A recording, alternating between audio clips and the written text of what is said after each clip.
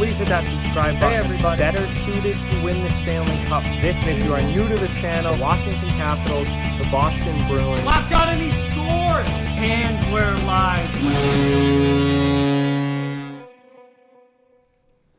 Hey everybody, it's time for another episode of Hit or Miss, where I look at first round draft picks from NHL teams from 2005 through 2015 and determine if each pick is a hit or a miss.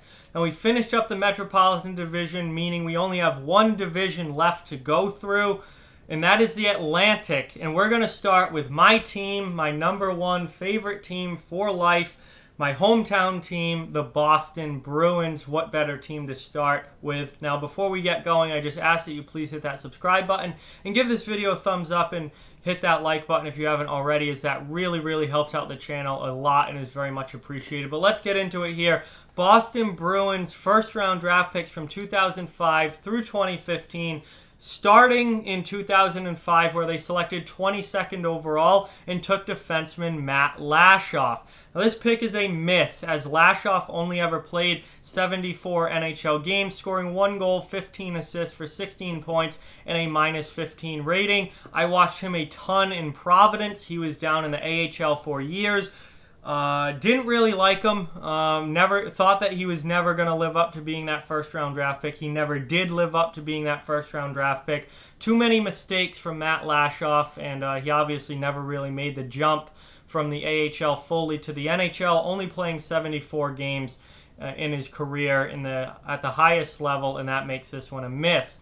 In 2006, they selected 5th overall, and with that pick, they took right wing Phil Kessel. This one is a hit, as Kessel has gone on to play 1,066 games in the NHL, scoring 371 goals, 490 assists for 861 points and a -107 rating. Obviously, he was traded to the Toronto Maple Leafs and had a long career with the Maple Leafs, then went to Pittsburgh where he won some Stanley Cups and is now in Arizona. But overall, Kessel has had a very strong NHL career and has been a great goal scorer in the league, a high-level point producer, and that certainly makes that pick a hit in my opinion. Over 860 career points, over 1,000 games played. I don't care where you're drafted. If you play over 1,000 games and have over 800 career points, that is a hit. So Kessel's absolutely a hit. 2007, they selected 8th overall, and oh boy, this one hurts as a Bruins fan. With that 8th overall pick, they took forward Zach Hamill. Zach Hamill, excuse me. It was a massive miss. 20 games played in the NHL, no goals, 4 assists, 4 points, and a +5 rating. Watched him again for years in the AHL. Absolutely hated him as a player. Couldn't stand him. One of the softest hockey players I have ever seen on any pro ice. Absolutely abysmal player. Cannot believe Boston took him 8th overall. And the biggest thing that makes this worse is Logan Couture was still on the board. Boston could have had Logan Couture, and they took Zach Hamill instead. Absolutely brutal pick there. Massive miss. 2008, they picked 16th overall. And with that pick, they took center Joe Colborne. Another miss for the Bruins here, as Colborne never really made it up to Boston in the NHL. He did play NHL games, however, with Toronto and with Calgary and with Colorado. But he only ever played 295 games, scoring 42 goals and 72 assists for 114 points and a -38 rating. He was never more than a depth player. He did not last very long as a regular in an NHL lineup. He had a couple seasons where he played pretty regularly, but that was only a couple years. He didn't last very long, didn't even play 300 career games, and definitely did not live up to being a first-round draft pick. So that one is a miss. 2009, they selected 25th overall. And with that pick, they took right wing Jordan Caron. Another miss. Another guy I watched a ton of in Providence. Watched in the NHL with Boston as well. Jordan Caron absolutely never, ever lived up to being a first-round pick. He only played 157 games, scoring 12 goals, 16 assists for 28 points and a -9 rating. Decent player in the AHL. Just never translated to the NHL. Another miss there. 2010, oh boy does this hurt. Boy does this hurt. 2010, they selected 2nd overall. And with that pick, they got center Tyler Seguin. And the pick itself is a massive, massive hit. Seguin has gone on to play 741 games in the NHL, scoring 279 career goals, 356 assists for 635 career points, and many, many more to come for Tyler Seguin, along with a plus 82 rating. It was a great pick, but Boston traded him away. To Dallas for what amounted to a bunch of minor leaguers and a bag of pucks, basically. Louis Eriksson had one good year in Boston and has been trash ever since. Matt Frazier, AHL player. Joe Morrow, AHL player. Riley Smith turned out okay, but wasn't really that good for Boston. So, Bruins gave Tyler Seguin away. Still one of the worst trades in franchise history. We're moving on. 2011, they selected 9th overall and took defenseman Dougie Hamilton. This one's a hit as well, as Hamilton's become a very, very solid top 4 defenseman in the NHL, playing 552 games played, scoring 96 goals, 203 assists for 299 points and a plus 52 rating. He's a high-scoring offensive defenseman.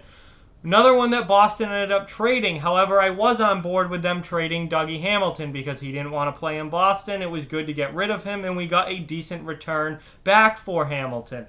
They got a first-round pick for him, a high first-round pick for him. The fact, whether or not they do anything with it, that doesn't affect the value of the trade. The trade was a good trade for Hamilton, but Hamilton's now with Carolina. He's become a pretty darn good player, a good top. He's really a top pair defenseman in Carolina, and he's had a good career so far, so that one's definitely a hit.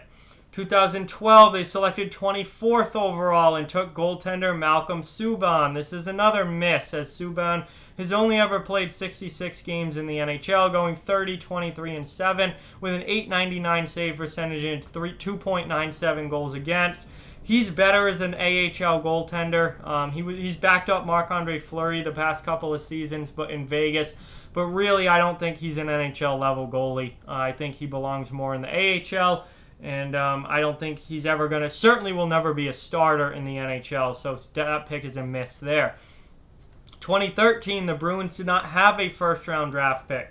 So we move on to 2014, where they selected 25th overall, and with that pick took one of the biggest home runs and steals in NHL draft history, right wing David Pastrnak, who is a massive, massive hit. He's become one of the top goal scorers in the entire NHL. I have no idea why he was still on the board at 25th overall. He should have been gone in the top 5, but anyway, he still was there. Boston took him, and he now has 390 games played in the NHL. He's already scored 180 career goals, 199 career assists, for 379 career points and a plus 63 rating.